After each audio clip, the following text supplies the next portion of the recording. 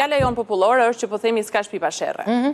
Tani, po nga ana tjetër kemi një shprehje tjetër që kur ka shtëpia sherrë, diçka e keqe do ndodh. Pra i kemi ca besëdi që ndodh. Nëna tona e thon Sherri sjell të këqija. Mos ndill keq thon. Mos ndill keq. Tash burrat bëjnë sherrë ndryshe, ndoshta gratë bëjnë sherrë ndryshe dhe këtu është dallimi që ta bëjmë diferencën. Si është dallimi tani? Po ja, pra ky është dallimi.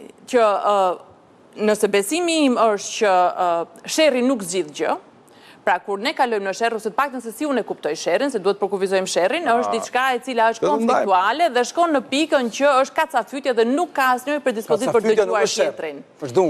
Ky është këndvështrimi juaj. Derisa nuk kemi policë.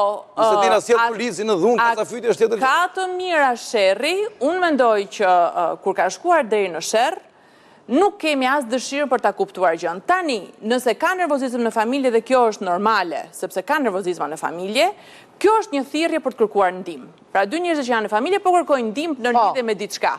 Dhe kryesisht sherrin e nisin ata që janë fajtor.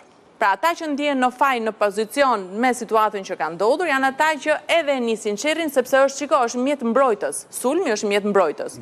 Shpesh herë përdorin sulmin për të kaluar pastaj në avantazh.